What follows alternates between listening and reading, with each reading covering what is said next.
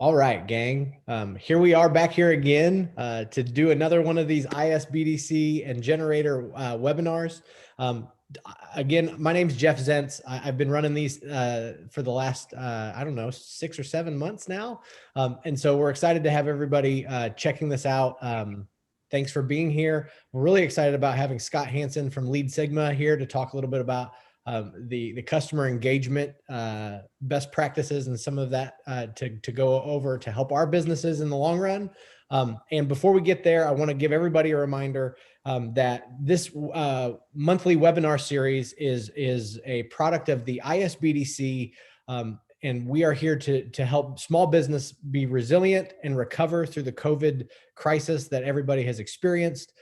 I work for a company called Generator, and Generator's mission is to help each community that we work in invest in their best and brightest. And so part of why we partnered with the ISBDC was because we saw a need for the Main Street businesses getting that support and that level of, well, I guess at the end of the day, support that helps drive them forward in trying times. And so we've been really fortunate to have such a partner as the ISBDC, which can help all of your businesses if you need help.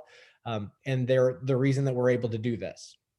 So you're not here to hear me talk.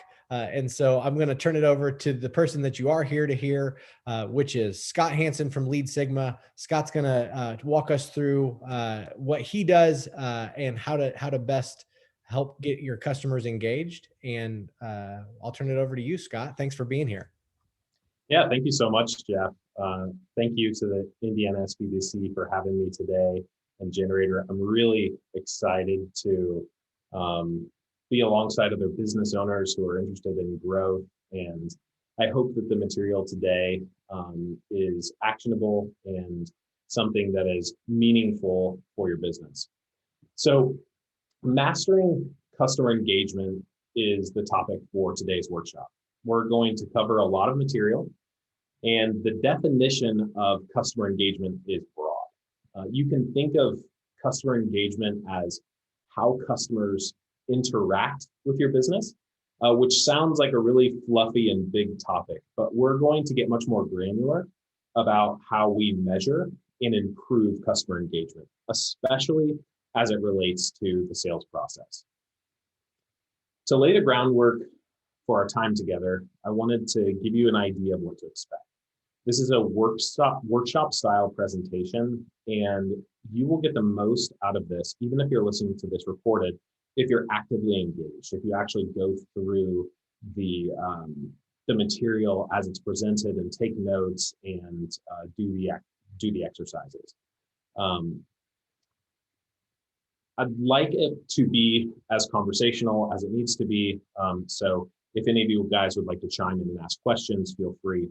And to prepare for these activities that we're going to do today, I'll ask that you grab 4 pieces of physical paper and a pen. It can be something like a notepad like this, or you can even take notes on your computer if you'd like. I just find that if you take notes on pen and paper, you can scribble stuff out and brainstorm a little bit better, and then you can translate it through the computer if that's easier.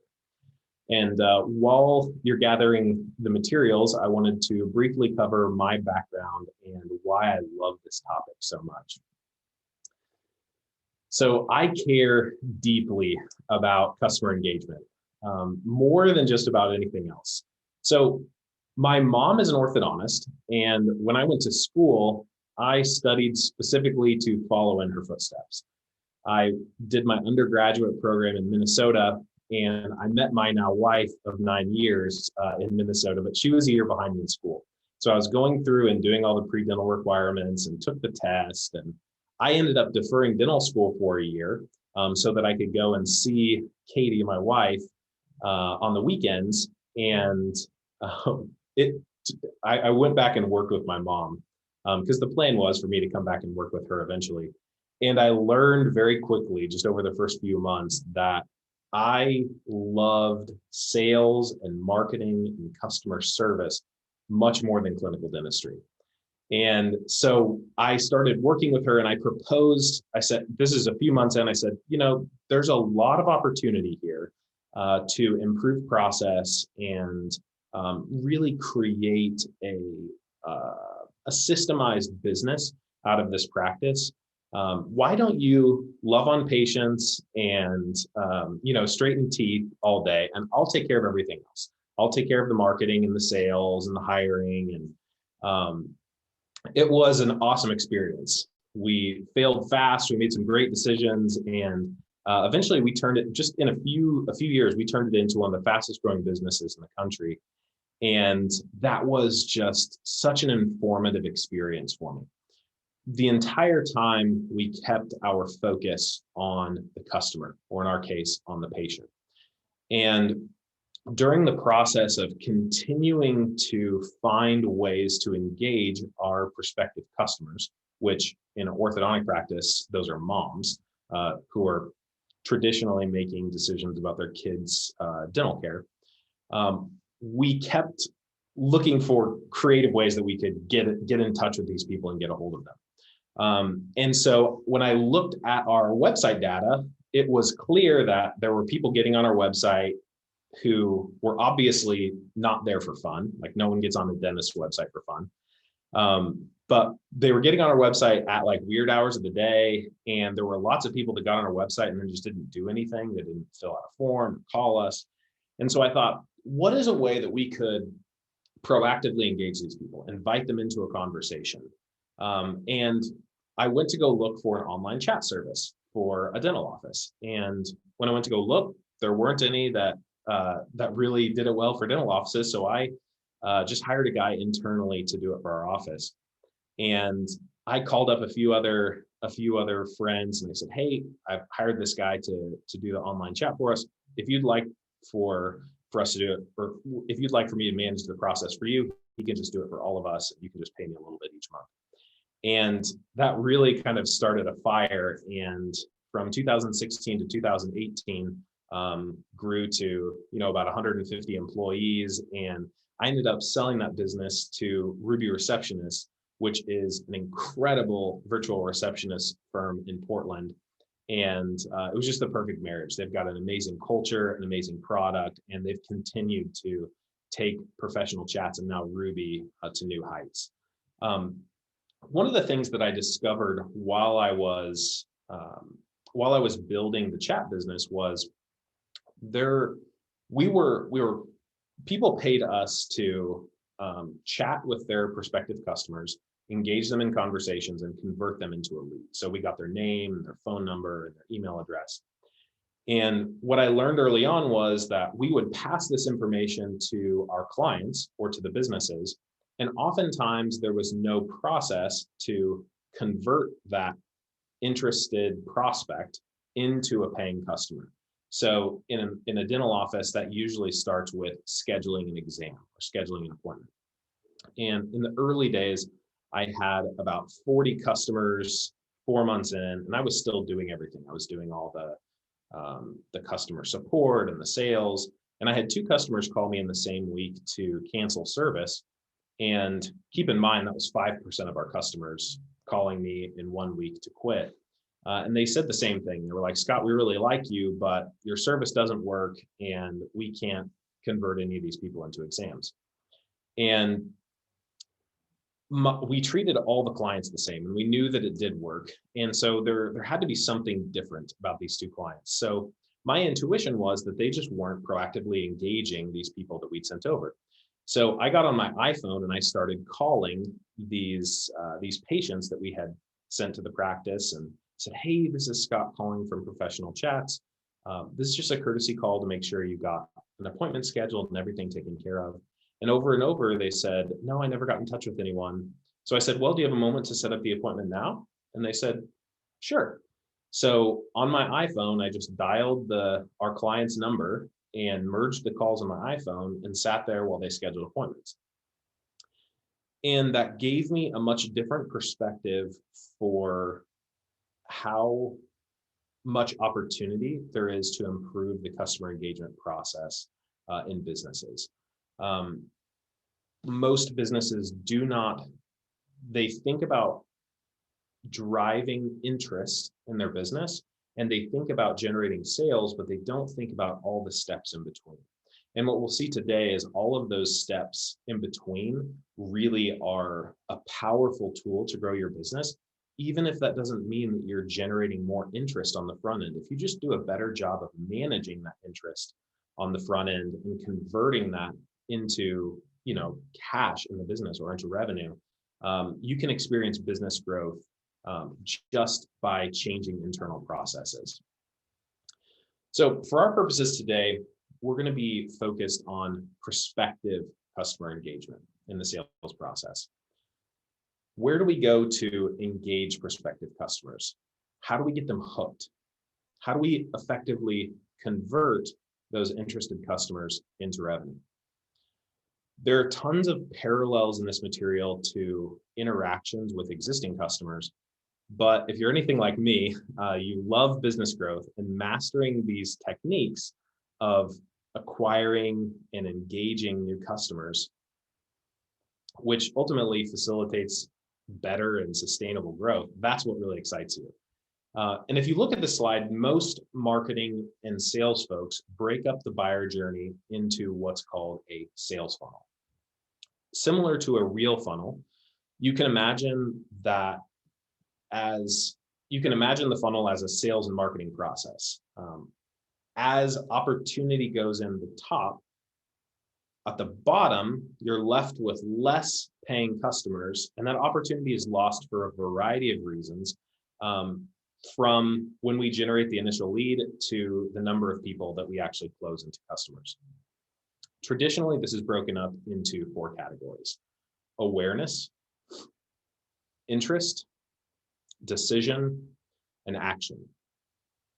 And although I've taken a lot from models like this, I always like to simplify things. I think it makes these topics easier to action, especially if you are your marketing team. If you don't have someone doing marketing for you or sales for you, if we can figure out ways that we can plug holes in this funnel, or said another way, widen the funnel so that more of the people who are interested in our service turn into revenue, we can make a material difference in the growth of our business. So on that note, I would like for everyone to take out their first piece of paper and write "to do" at the top. And you can write a bullet point next to your first to do item, and you can leave it blank. Throughout the workshop, when you think of things that you should do or you should action, write them here and bullet out all of these actionable items. And at the end of the workshop, you will circle the 2 most important to do items. And that's really important because there's probably going to be a lot that we cover today that you want to go and work on. But if we don't focus that work on a couple of items, the likelihood of any of it getting done gets a lot slimmer. Okay, so back to this chart. To simplify our buyer journey even more, I've broken this funnel down into 3 stages, each requiring unique focus for engaging prospects. So the first thing we're going to cover is how to capture the attention of prospective customers. This could be ads, events, referrals. How do we get these customers? The second is, how do we engage prospective customers who have expressed interest in our product or service? This is how you communicate with someone who may want to buy. The last is, this is where the money gets made. How do you sell to prospective customers? This is your sales process. And for most of you, you can think of this as the time that you're over Zoom or you're face-to-face with a customer preparing to make a close. So we're going to start by using a generic example with simple math to explain what the sales funnel is and why these topics matter. Imagine that you own this souvenir shop in New York City. If you've ever been in a souvenir shop, you know that they sell magnets and discount t-shirts and all the trinkets that tourists buy. So this is a very simplistic view of what a souvenir shop's funnel might look like. But let's say that we start with 100 or 1,000 pedestrians that are walking by your souvenir shop on a daily basis. Of those 1,000 people, 5% walk into the store. So 50 people walk into the store. And of those 50 people, 25 make purchases, or 50%. And of those 25 people, the average sale price is $10. So every day you have 1,000 people walking by your souvenir shop, you end the day with $250 worth of sales. So now imagine that we take each of these statistics and we try to optimize every piece of this journey. So let's say we have the same 1,000 pedestrians, but we have better signage. We have more engaging signage. Maybe we have someone standing out front, inviting people into the store, and we increase the number of people by 3% that step foot into the store. So now we have 80 people with foot traffic through our souvenir shop. And maybe we change the kinds of products or the way the products are arranged in the store to have more people make a purchase. Maybe we start selling food as opposed to just souvenirs. So maybe we broaden the appeal to this specific group of passerbyers, and we are selling something more that they want to buy. So more of those people, 10% more of those people actually make a purchase. And let's say that of the 80 people that are walking through our store and making purchases, we do a better job of maybe discounting the products or packaging the products in a specific way to get customers to buy more. Or maybe we put snacks and drinks at the checkout and we upsell them at the checkout. So instead of them making a $10 average purchase, they're making a $20 average purchase. Each of these things requires a unique set of effort and work to refine. But as we work on each stage in this buying process, we realize that the results at the end can really be alarmingly big. We've just tweaked a few things in each part of the process, and we're left with, results that are almost 4 times higher than what we had before.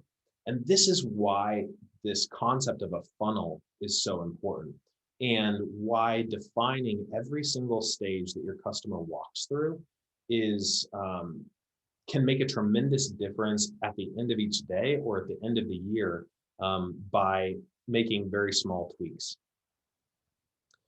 So now think about this. You have your New York City souvenir shop, and you decide to move your shop to Chicago. You have the same New York City merchandise. How many sales do you think you'd get? If you said $0 worth of sales, you're probably pretty close. And the reason is because, and this is where we're going to go first, it's because you're not delivering to, and you're not engaging with your target customers. If you have a shop in Chicago, you want to make sure that you're selling Chicago souvenirs. If you try to sell New York City souvenirs to Chicagoans or people visiting Chicago, you're never going to make any sales. Having a great product or service, in our case, the New York City souvenir shop, we might have great New York City souvenirs, but it's only the first step in building a great business. Having a great product is only the first step in building a great business. The next most important step is defining specifically who you're selling to. And that might change, and I'm guessing for some of you, even after this lecture, it might change your perspective and what kind of products you're delivering.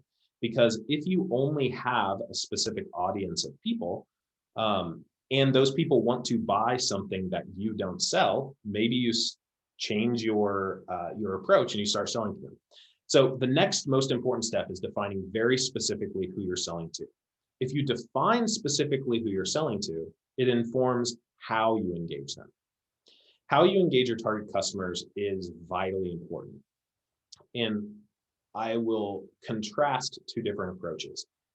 If you use a shotgun approach instead of a sniper approach, you're going to spend a lot more time spinning your wheels and wondering why your business isn't growing.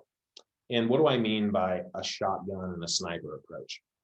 So when you own a souvenir shop, you could have souvenirs from all around the world, and you're a lot less likely to make sales. But if you understand who your customers are and you can match the products and the services to those customers, you're a lot more likely, and you have a very good understanding of who those customers are, and your messaging is very targeted. For instance, your signage on the outside says New York City souvenirs in New York City, you're a lot more likely to make sales.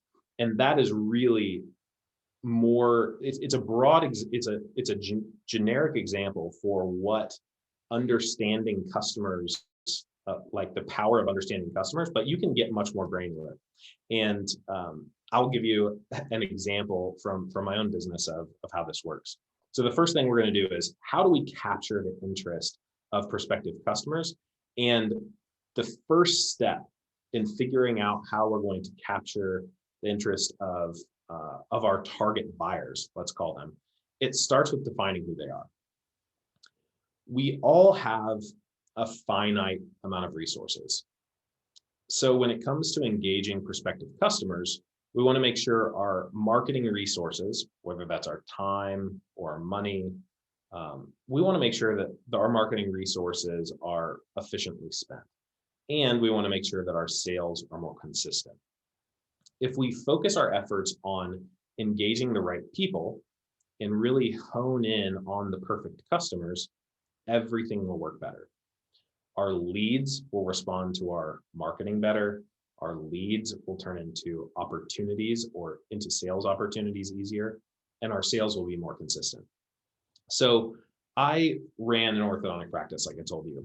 And if you can imagine putting yourself in my shoes and having to figure out how to grow an orthodontic practice, we know that parents largely are the people who make purchasing decisions about their kids' medical and dental care. So what we could do is we could say, okay, we are going to go and market and target all the parents in our specific geography. So let's say it's a 10-mile radius. So we're going to try to get in touch with all the parents in a specific geography. Let's say it's 100,000 people. So we're going to try to get in touch with these 100,000 people, create awareness around our business, and we hope that drives sales. But as a, it was a one doctor practice. It was not a huge business when we started growing it. Is it realistic to assume that we could raise awareness for 100,000 people in a relatively short amount of time and really kickstart this growth? Not really. We didn't have enough marketing resources. So what happens if we start to take that 100,000 people and break it into smaller groups? If we more precisely define who we're going to target based on who the most likely decision maker is, or who the most likely buyer is, could we whittle this huge group of 100,000 people down into a much smaller group that is more manageable for us to target, so we can be more specific with our messaging, and it's more realistic that we can actually touch all of those people and raise awareness around that specific group of people. So that's really what we focused on. So you can imagine that if we start with these 100,000 parents in our geography, and we whittle it down to just moms. If we whittle it down to just moms, we're likely cutting off half of the people. So now we're at 50,000 people. Moms are primarily the decision makers. We always had a joke in the practice that when we were going through the sales process, if moms said that they had to go home and talk to dad before making a decision, that they were total liars. But when dad said it, that they were telling the truth. And that's because moms are the decision makers for their kids. So let's say we cut this circle in half. So we're only marketing to the moms now. Well, keep in mind we're selling orthodontic care. So orthodontic care is $5,000 or $6,000, and likely our target buyers are not going to be low-income buyers. That's different for every business, but for ours, we knew that if we had a low-income person come in for exam, the likelihood of them getting started with treatment was less. So we whittled it down to people who had family income or household income over a certain threshold. So let's say we take those 50,000 people and now we split it down into 20,000 people. And then we're like, okay, what age of moms have kids that are most likely to get started with orthodontic treatment? So we take all the moms in our geography, we whittle it down into the people that can afford the service that we're providing or likely afford the service we're providing. And then we make it further specific and say, okay, we want to target to specifically people that are aged 30 to 50. So we started with all parents in the geography, which was unmanageable at 100,000 people. We split it into just moms. So now we're at 50. We split it into people that could most likely afford the treatment, and we're at 20. And now we're whittling it down to people that are moms that have a certain income, family income that are of a specific age. So now let's say we're left with 5,000 people. Is it likely that we could, if we were intentional, reach substantially all of those 5,000 people with effort? Probably so. And that is why it's really important when you have limited resources to go after customers, that there's a lot of intentionality with how we define who we are targeting. Hey, Scott, can I jump in and ask a Yes. question? So a lot of us on here are either we coach companies that are working through these problems or are working on companies themselves.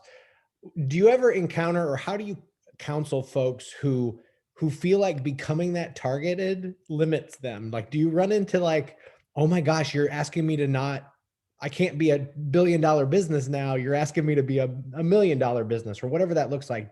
How do you counsel them through, like, we're not actually limiting the business, we're actually being more targeted long-term to help the business in the long run, but they still feel like really hesitant around cutting it down that small? Sure. So what I would suggest is that billion-dollar businesses have billion-dollar budgets, and those people can play a different game than many small businesses. And having gone through this process 3 times myself, Lead Sigma being what I'm doing now, you must have really careful focus on who you're marketing to, especially to start. And that's because we don't have all the money in the world to spend trying to attract people. And so we need to, when we're spending our marketing resources, we need to make sure that we're really honing in on the people that are most likely to buy. Otherwise, let's say we have $1,000 to spend on marketing and we try to go after that big group of 100,000 parents. That $1,000 does not go very far at all. But if we whittle that down into the group of 5,000 moms that specifically are our most likely buyers, when we spend that $1,000 or we spend that $1,000 worth of time for going to an event or whatever, let's say we host a Girl Scout event or something at our office. The people that show up are much more likely to be the ones that schedule appointments and turn into revenue in the business. And it's all about generating traction. And it really starts with an acute understanding of our target buyers' pain and pleasure and how they make purchasing decisions. Without considering the nature of target buyers, we, like I said, dilute the effectiveness of our marketing spend by blanketing broad messaging to a diverse range of buyers and praying that someone will take notice because it's not specifically targeted. And I call this method the spray and pray approach. And frankly, it doesn't work. And this is a common small business fallacy. And when you see businesses that get traction really fast and start to grow really fast, often it is because they have a ultra specific focus on who they're selling to, and they have tailored their products and service to those people. And over time, they create products and services that appeal to potentially a broader group of people, but they never get that momentum. They never get that traction if first they don't deliver a specific problem or a specific solution or product to a specific group of people, because it's just too expensive to try to market a general product or service to everyone. So good. Thank you. Yeah, you bet. So relying on this spray and pray marketing wastes resources by chasing diverse buyers who are unlikely to convert, as opposed to focusing our messaging on a smaller, more defined subset of potential buyers who acutely experience the pain we are solving or the pleasure that we're providing. If you want to immediately increase your effectiveness in both sales and marketing, you should start by gaining a radically specific understanding of your target buyer. Because all businesses have limited resources to attract the attention of buyers, and that includes the billion-dollar businesses, we should focus on maximizing the effectiveness of our marketing spend and our marketing effort. And I'd like to pause here because I just thought of something. If you Google, this kind of relates to your question before, if you Google how to define a target buyer, if you just jump on Google and you start doing research about this exact process that we're working through, the people that have posted that material in their blogs, many of them are the billion-dollar businesses. And that's because they never lose focus on who they're selling to. Because even at $1 billion, when you have a very clear understanding of who you're selling to, it makes the marketing go better, makes the sales go faster, and it's like oil in the machine. One big problem that many business owners face when presented with the question is, who do you want to buy your product or service? They say, everyone. That would be great. But for instance, if you have a vegan products or like a vegan food store, I'm not going to be one of your buyers. If you have a niche art store, let's say, that has like local art, I'm probably not going to be one of your buyers either. But I will tell you that my nanny would be a perfect buyer for a vegan food store because she's a vegan and she hangs out with different people than I hang out with. And I know that I'm talking in broad generalities, but these things are just true. Like if you spend resources trying to go after me, if you own a vegan bakery, I'm never going to come in and I'm never going to buy anything. So it's just a total waste of your time and energy. But if you spend those resources going after people like my nanny, she's very likely to come into your store and buy it. And so that's a very granular example, very specific example for why chasing the right people matters a lot. So it's hard to start marketing engaging with people unless you know who they are. Identifying your ideal target buyer is really important. And ideally, this is, if you can imagine your own business now, this is an actual person. This might be an actual person who has purchased from you that represents the entire group. So if you could typify your perfect customer and you have one of those in your business, you might be thinking in terms of, how do I create this target buyer persona based on this person who typifies this group? So I think it'd be valuable if we defined our target buyers individually. So if you'll please get out your first piece of paper and split it into 4 sections, just like I have here. You could just one line all the way down, one line all the way across. And we are going to work our way through defining who our target buyers are. So in the top left corner, please write demographic characteristics and interests. Demographic characteristics and interests. And under that, you can just copy down each of these focus areas. So age, sex, marital status, family characteristics, and maybe ages of their kids, education, work, interests, who do they admire and who do they dislike? And I'll leave this up for just a moment so you can jot this down.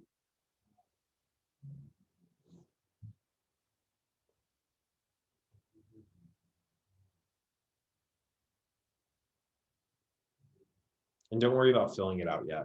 We'll have some time to fill this out in just a minute.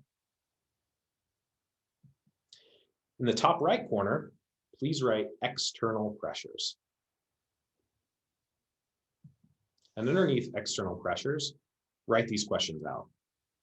What do they feel pressured by society to do or think? What do they feel pressured by society to not do or not think?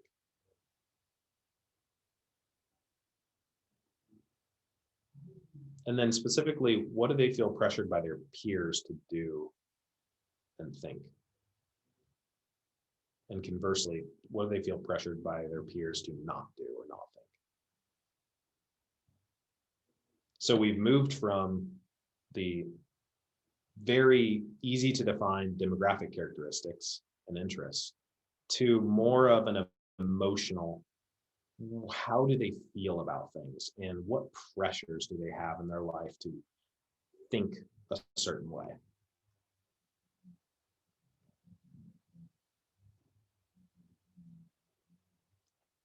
And if you're, I'm going to move a little bit quicker. If you are watching a recording of this, feel free to just pause these slides here. On the bottom left is internal aspirations. So if you'll write internal aspirations, please, and then write out these questions. What do they want out of life? What are they seeking over the next year, 5 years, 20 years?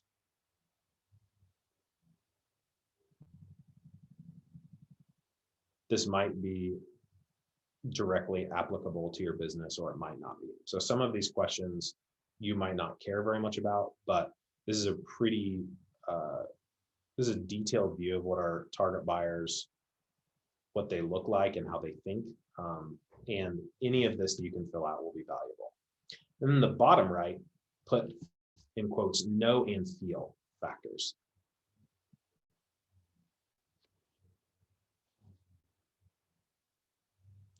So what help do they want?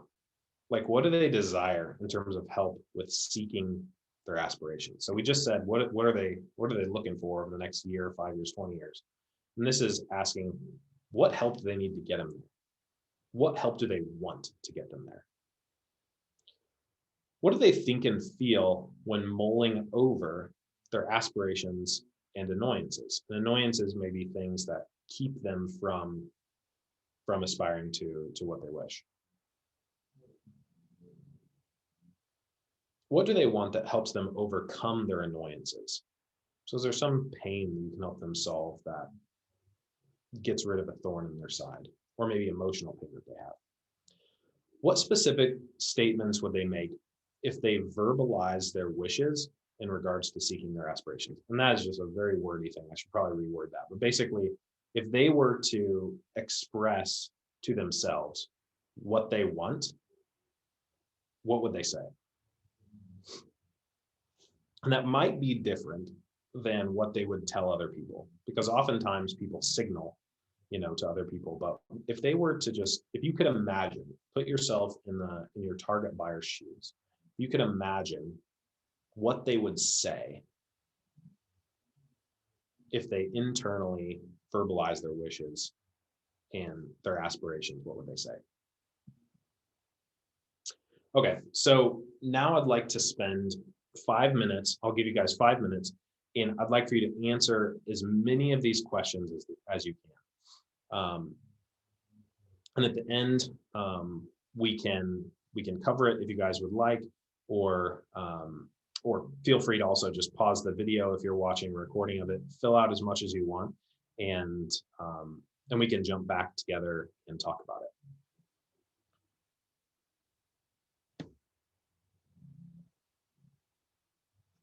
And who is our most likely buyer? Where do they spend their time? Do they have other shared interests? Trade groups?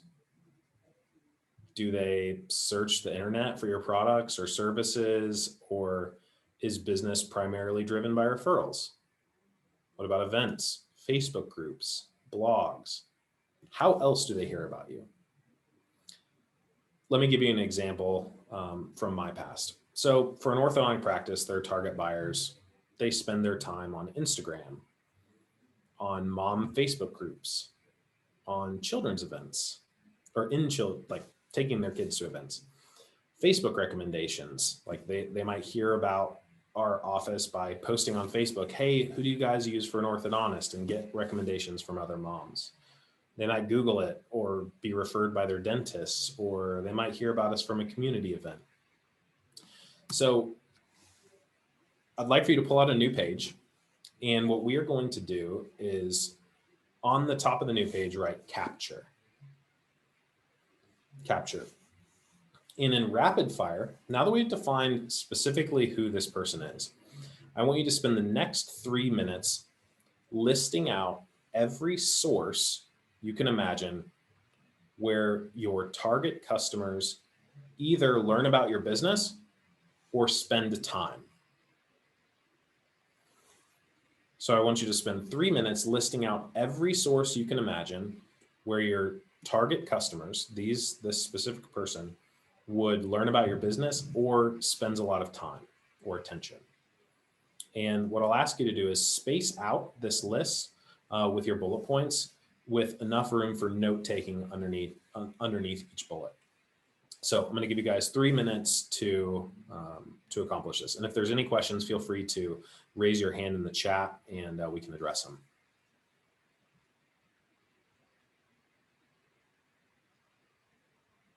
The Yelp reviews, Google reviews, professional referrals, customer referrals. If there maybe you go to farmers markets or other types of in-person events. Do they read certain publications?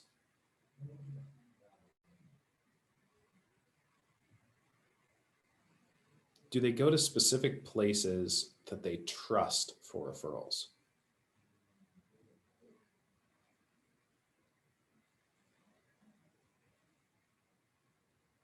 Is there any interesting niche opportunity that you know about that your target customers spend a bunch of time? For the vegan bakery, that might be animal rights interest groups.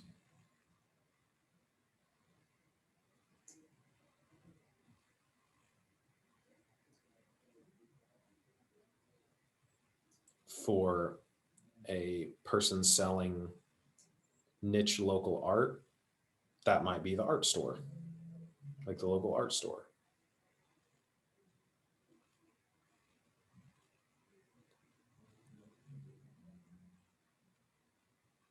Okay. What I think we're going to do in the interest of time is, if you're watching a recording of this video, what I'd like for you to do is once we get done with the explanation here, is go ahead and just pause the video and I'll just continue on with the presentation. But for the next 5 minutes, what I'd like for you to do is pause the video, and you've listed out all of these different sources that you could attract one of these target buyers or where they spend their time. What I'd like for you to do now is, underneath each of those bullets, list specifically what you have control over to impact customer generation from that source. So for instance, I know I may be taking this too far, but let's say you have the vegan bakery and you're connected to an animal rights interest group. Could you be the leader of the group? Could you provide exclusive discounts for members of that group? Could you provide referral incentives to members in that group? Could you host an event for the animal rights group in your bakery? So these are all things that we have control over that we often don't pause long enough to think about all of the resources and all of the things we have control over that could impact our business. And that's what I want to give space for right now. Oftentimes there's so much opportunity that we just need to pick up and take, but we don't spend the time to actually work on our business like this. So if you'll pause this video for 5 minutes, and really for as long as you'd like, but for about 5 minutes, and fill out any of the things that you have control over underneath each of these different sources. So for example, like let's say you are an accountant and you get a lot of your business from professional referrals. Could you deliver gifts to those people on a monthly basis? Could you host educational events for the other professionals? Could you schedule lunches with the people that you'd like to send you referrals? Could you send handwritten thank you notes? These are all things within your control, and they're all things that are fairly easy. It just takes some systemization around. So feel free to pause, and I will go ahead and move on to the next section.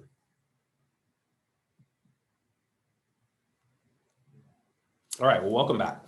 So I'm guessing that for all of us, especially for consumer focused businesses, one of the most powerful ways we can pique the interest of new customers, and probably something that's consistent on all of your lists, is how can we drive more Google reviews? How can we increase our online presence?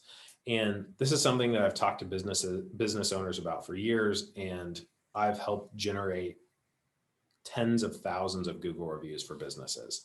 And so I wanted to give you kind of my methodology around it and share some like insider tips that might be able to help you make this an easier process for you to get a better online presence and generate more reviews for your business. So the first thing is, if you don't already have a Google My Business profile created, it's easy to get set up with a Google My Business profile, and you have to have one in order to generate reviews. So in order to sign up, you literally just Google My Business, and it'll pop up, and you can get your business assigned. Once you're signed up, you can start collecting reviews. And many people think that getting Google reviews is a difficult process, and it doesn't have to be. And so I wanted to give you some actionable steps to drive your reviews. First, you need to write down the 30 people in your life that are in your corner. Customers that love you, family, friends, colleagues, really anybody that would go to bat for you. Now I'm going to show you how you can create a seamless process to request reviews with a greater certainty of actually getting them. What happens a lot of times is we ask a customer for a review, they said, yes, I would love to. We know they love our business, but it gets deprioritized to other things in their day, they forget about it, and then they never do it. And so I'm going to give you some methodology around how to make sure that doesn't happen. And when you ask for it and they agree, they actually do it. So one of the difficulties is if it's not easy for the person that we're asking, they probably won't do it. So here is how to make it easy for them. So if you go to this website, and there are multiple websites out there like this, but the website is whitespark, similar to what you see on the screen, .ca, which I think is a Canadian website. Doesn't matter. I've used this hundreds of times. So whitespark.ca. And what we're going to do is we're going to, and the specific link is on the screen. So if you want to pause it and type that in, specifically it's whitespark.ca/Google-review-link-generator. So it's a Google review link generator. What we're going to do is we're going to create a link for your business that when people click that link, or visit that link, it pops open your Google reviews automatically. So there's no Google searching for your business. There's no runaround for the customer at all, or for your friend. If you're asking a friend, when you text them this link after you generate it, when they click on it, they can leave you a review right then and there. So start by going to whitespark.ca, and we can either do this specifically for one of your businesses, but it really is pretty self-explanatory. When you type in your business name, as long as you have a Google My Business listing, your name should pop up. You can select it from the list, and it will actually give you a link on the second page that you can copy and put wherever you want. So you can send it out in emails, you can send it in text. It makes it very easy for the people that you're asking for reviews to click and leave you a review. So we already said, write down every person, all 30 of those people. And what I'd like for you to do is call every single person on that list and ask them to write your review. And there's some important scripting here. And this is why I think that I've been so effective at it in the past in teaching it. You'll want to write this down. This is the script that you use.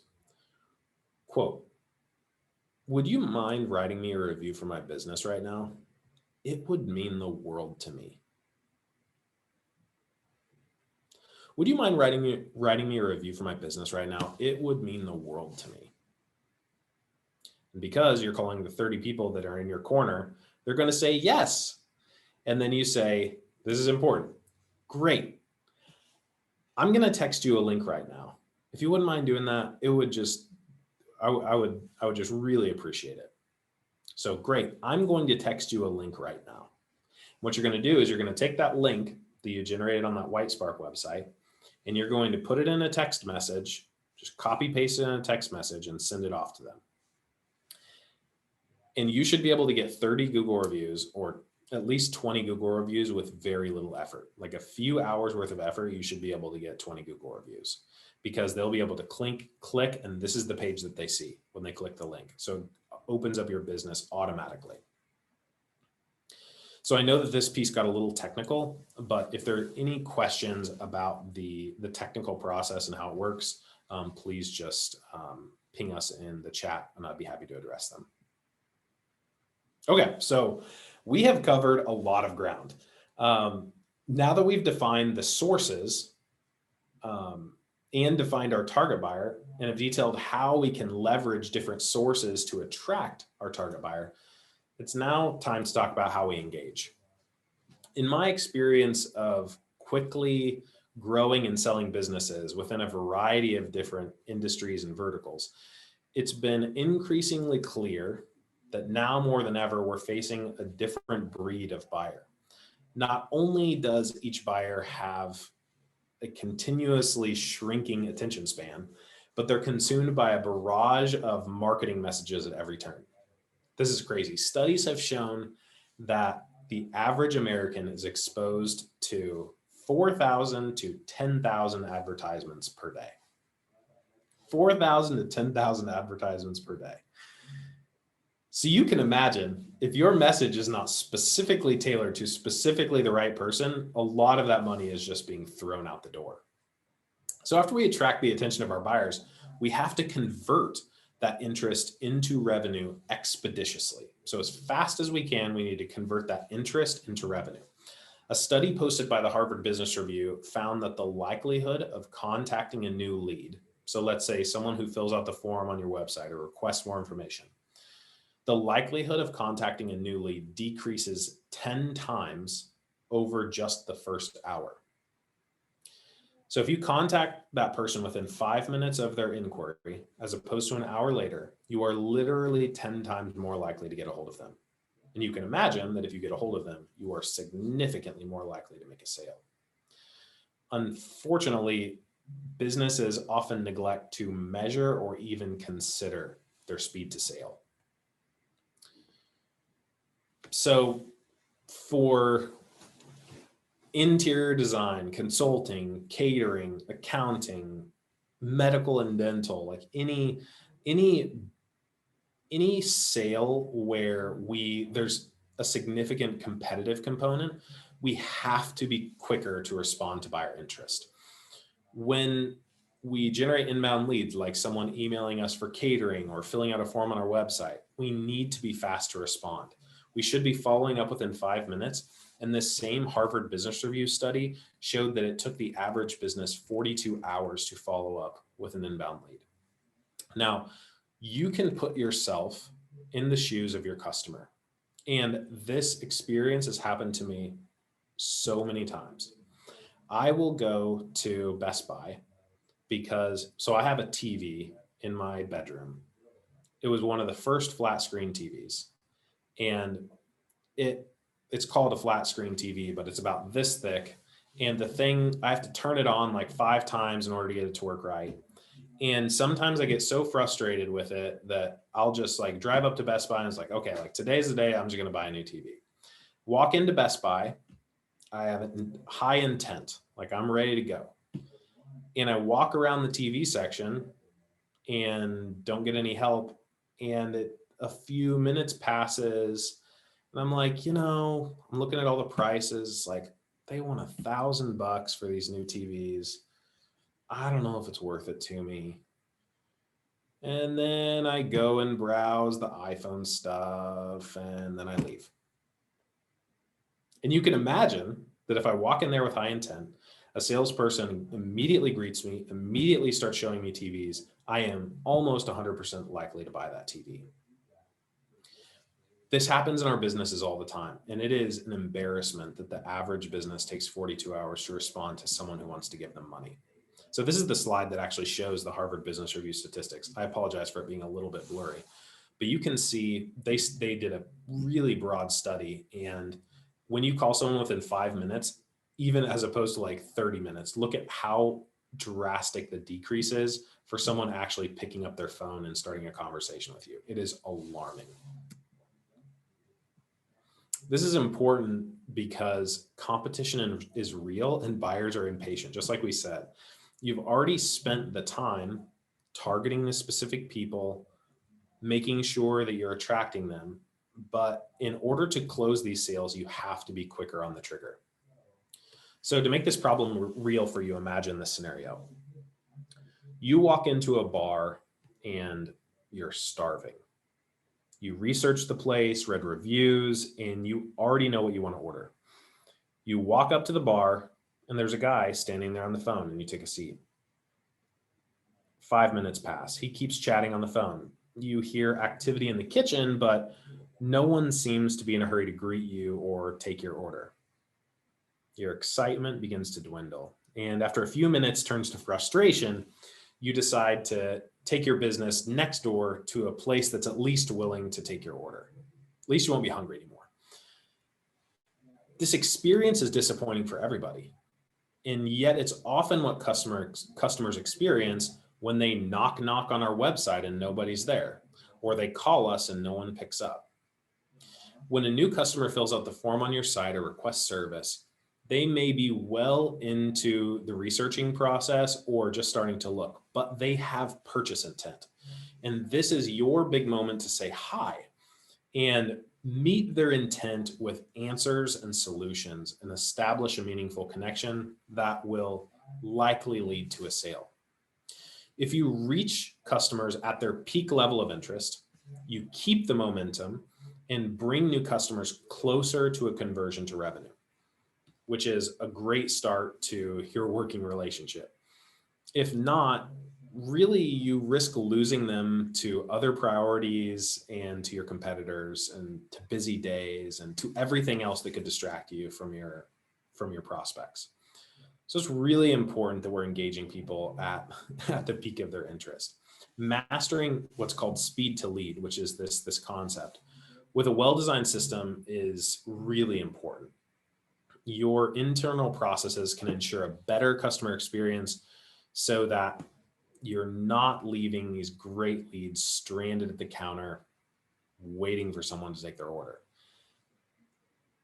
This imagery is really powerful because we can all imagine ourselves being hungry, and we can all imagine sitting in this guy's shoes and no one's taking your order. And this happens in businesses all across the country all the time. And this is ultimately why Lead Sigma exists. So what does this teach us? time kills all deals. And this relates to every business. So I didn't do a good job early on explaining what Lead Sigma is and why we exist. This is not a sales pitch, but this is really where Lead Sigma has solved the problem. You can certainly, without Lead Sigma, make a focus on calling customers faster that inquire. You can make a point to email them and text them. Ultimately, Lead Sigma is solved for this growth opportunity. And one of the ways we do it is with what we call call slingshot technology. And the way it works is at the time any prospect submits an online inquiry by way of a website form, a landing page, or a digital ad, an automated phone call is made to the client that immediately connects the client with their prospect within 30 seconds.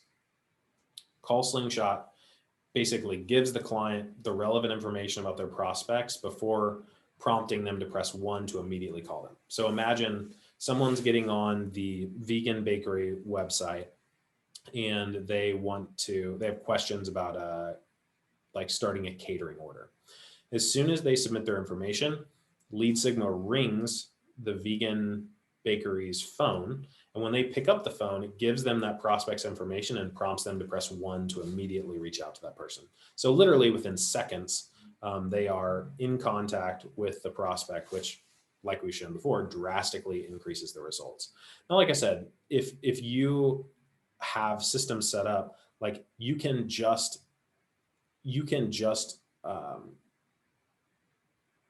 force fit this into your life and make sure that you have alerts set up. And when you get one of these inquiries, that you drop everything else and prioritize that inquiry. It's just not the way most systems are set up, which is why, Lead Sigma has such great traction. I just wanted you to know the technology exists, but if you have a small team, so it's valuable because if you have a small team where everyone is wearing different hats, then it's a lot easier for stuff to get deprioritized or new customers to be deprioritized. And if you have a larger team and have the burden of actively managing a process, it makes it easier because the process is just done for you. The other thing that is important is that we open up communication channels that we'll cover in just a bit. In addition to speed to response, businesses are wasting tremendous opportunity by not trying hard enough to close their leads. So you have people that have expressed interest in catering, and if you call them once, you are only 48% likely to convert them. So 48% of converted leads are contacted by the first call attempt, but by the sixth call attempt, your 93% of converted leads are contacted by the sixth call attempt. So, and this is the actual stat that shows these metrics. So you can notice that after the sixth call, it really kind of dies down in terms of effectiveness. But if you're not getting a hold of customers on the first or second try, and you're not continuing to reach out to those customers by way of, phone, text, or email, you're literally just letting potential revenue slip through your fingers. So these two things of getting back quickly to customers and consistently churning through that opportunity are two very big aspects of growth for many businesses. Scott, is that what you were seeing back early in the days of trying to connect folks, was that those businesses that were coming back to you saying, hey, I'm not interested in this service because it's not really moving the needle for me? Was that kind of the catalyst for this, was that they were making that one reach out, being unsuccessful, and then walking? And when you started making that handoff happen, like that was the thing that then was like, so really it was to the business owner, it was, hey, I tried, but it didn't work. But the reality is you couldn't just give up after that one try, right? Yeah. So there's actually two problems. That was one, is they tried once, they failed, and they said, this doesn't work. Which we can see, like if they waited even an hour, they're 10 times less likely to get a hold of them. So it's no wonder why they don't get a hold of them oftentimes on the first try. So they'd give up after one try, which that on average is what businesses do, which is terrible. The second piece was some of them weren't even followed up with at all. We actually just did a study um, a industry-wide study of orthodontic practices, and we're doing this for multiple industries as we speak. But we did it specifically for orthodontics for our last study, and 12% of the offices never respond to their inbound leads at all. And you wonder why people complain about how their business isn't growing, how hard business is. And it's like some things in business are very hard, for sure. They take a lot of grit. This is not one of them. Calling people back is very, very easy. And it's especially easy when they have reached out to you to try to give you money. And so, in terms of prioritizing process improvement in the business, the people who want to give you money should be pretty much at the highest priority. And we should have like pretty simple, easy to follow processes that make sure that that is locked up or locked down. And, that's why Lead Sigma exists. What Lead Sigma does really is we help maintain the integrity for small businesses and the service they deliver, which is unique to small businesses. It's very personal. It's very engaging, but we're pairing it with big business technology. So we've built this big business technology that allows for these automated calls and emails and texts to get in touch with these customers and continue churning this opportunity. But we're doing it in a small business way that maintains their competitive advantage. So it really is like the best of both worlds. So a really cool product. And again, I'm not here to sell the product, but that's why it matters so much. These two areas are tremendously impactful for business growth and oftentimes are just skipped over because it is much sexier to talk about how to drive more leads into businesses and ads. And I mean, it's just way more fun to talk about that, but there is a lot, billions and billions of dollars left on the table every single year by people just ignoring these people who want to give them money. Yeah, that's so good. Thank you. Yeah, you bet. So we talked about opening up communication channels. This is important too. So if someone inquires for, we'll just go back to the catering example. They inquire for catering and they leave their name and their email and their phone number. We could call them back fast. But do you think that our results would be better if we texted them back too and sent them an email? Without a doubt. And so we want to open up the communication channels with our customers in whatever way they want to communicate with us. It will increase our odds of success. So when thinking about communication, are you tracking these things? How fast do you get a hold of interested customers? Are you keeping track? And this is kind of a topic break, but are you keeping track of the people who have inquired and keeping their information in a spreadsheet for follow-up, even 3 months from now? In addition, are you making sure that you reach out multiple times to prospects before giving up? My challenge to you is call them 6 times. And the last question I want to ask is, what is the value of people that have already purchased from you or have expressed interest previously? So if someone filled out a catering request 3 months ago for their business, does that piece of contact information actually hold some value for your business? What would happen if you texted all of those people again and said, hey, this just checking in. I noticed that you had a catering order a few months ago and we would love to serve you. Do you have any upcoming needs? If you sent out 20 of those text messages to people that inquired for catering, don't you suppose you'd make a few sales? Probably so. How long does it take to send 20 text messages? With Lead Sigma, about 1 second, but you can do it. You can send 20 text messages in about 10, 15 minutes and generate a couple sales. So these are all things that are really important to consider when we think about our sales process. So far we've covered who our target customers are, where or how they find out about us. And we've thought about how we treat interested customers when they inquire. Are we calling, texting, and emailing them? How fast our communication is. We've determined that faster communication is always better. We've also determined that more frequent communication wins more business. So now that we've attracted our target customer, we've contacted them, Now we're ready to bring home the bacon. We're ready to make the sale. So let's dig into the sales process. So this is one of the most fun parts for me. Closing deals is so much fun and it's so engaging. I think of it kind of like asking the hot chick to the dance. Except in the business world, our hot chicks are customers, and there are way more to attract, and so we don't need to be scared of several of them saying no. Eventually, we will get a yes, and we should treat every no as a learning experience.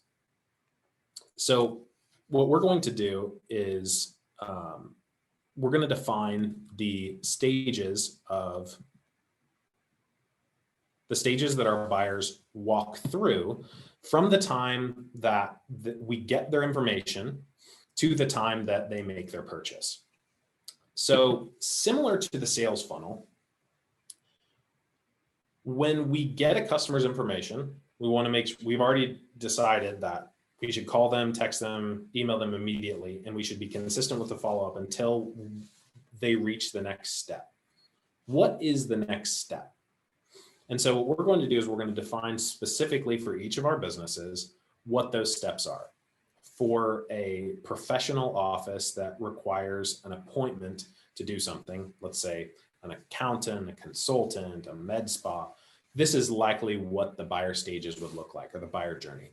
So someone would request an appointment. Then we need to get a hold of that customer. So we need contact with the customer. Then we need to get the appointment actually booked. Then we need those people to actually show up. And then we need to close a deal and get a contract signed. So what I'd like for you to do individually is, if you will please write down every stage that you can imagine that a buyer has to walk through in order to make a purchase. And it might not be as segmented and direct as these. So for instance, let's say you go to farmers markets. What are the buyer stages for someone walking around a farmer's market? Well, the first might be eye contact with a passerby. The next might be conversation started with passerby. The next might be having passerby touch your products or services. And then the last might be having them buy your products or services. I guess in farmers market, it'd be products. So you can think about this however you'd like, but what we're going to do, similar to the last exercise, is we're going to write notes about what we have control over to impact each of those stages. So the first thing we're going to do, list out all the steps from A to B when someone is interested in what you have to offer, all the way through to the sale. What are the different steps that they have to walk through? So I'm not going to pause for 3 minutes here, but feel free to pause the video while you write out each of those stages, and we're going to continue on. Scott, quick question here. Yeah. In this 3 minutes, should we be thinking about, like, is this already to the point that they're aware of our company? Yeah. Or is this the first time that they're starting to think about buying? No. Are already aware of the company. Perfect. Yeah. So this might be the time where they fill out an appointment request online, or they're walking by the farmer's market and you make eye contact with them. Got it. Or I'm trying to think of other examples. Or maybe like walking into the shop, like. Yeah, walking into the shop. Perfect example. Mm-hmm. Perfect. Yep, absolutely.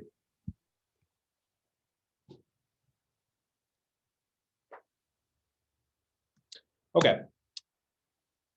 So the next thing I want you to do, like I said, similar to what we did before, is now that you have these specific buyer stages defined, I'd like for you to write out what things you have control over within each stage or within each step.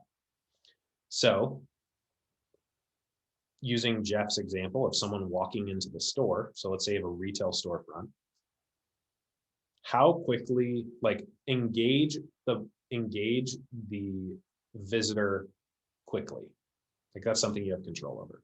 You can actually engage them, ask them if they need any help, figure out what they're interested in. Then it is like how do we engage their interest? Once we engage them in a conversation, is product placement, like getting them to touch products, is probably an important piece of this buyer step. Like they've got to touch something if they're going to buy it. So getting them to start touching products. So could you impact how soon customers touch products by moving around your product placement in the store? That's something you have control over. When they come up to the counter to make the purchase, do you accept all the credit cards?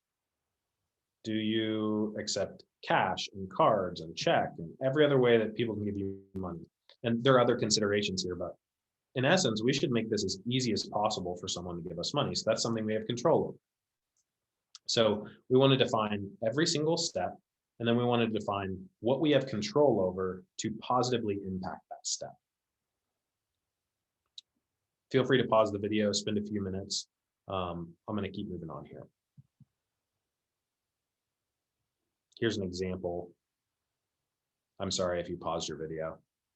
Here's an example of what the buyer stages might look like and what we have control over. So the example that I gave before, we've got the appointment request. Then we have to we've got contact with the customer. So we have to connect with them. We want to call them fast. We want to maybe add texting and emailing because we only call. Maybe we want to make our follow-up more aggressive and consistent, like we talked about before. In order to get an appointment booked, maybe we need to increase the sense of urgency. Like, how could we increase the sense of urgency to get them to book an appointment? Is our messaging right? Like when we tell them about our product or service, is it compelling? Maybe we need a more flexible schedule. Maybe we're not getting bookings because we don't have times that are convenient for our customers. And it's important to think about, even though we booked an appointment, are they actually going to show up? So if we book an appointment sooner rather than later, they're more likely to show up. If we make a call to them or text them or email them prior to the appointment, they're more likely to show up. So each of these things, we have direct control over the process. And similar to the sales funnel or the buyer funnel that we talked about at the beginning, if we make marginal differences, like positive impacts on each of these statistics, it makes an exponential difference at the end. Okay, so we have chopped a lot of wood today, and I've had a lot of fun. So well done, guys, for getting through this. We have covered awareness, interest, decision. We covered how to capture the attention of prospective customers and how to best define how we target prospective customers.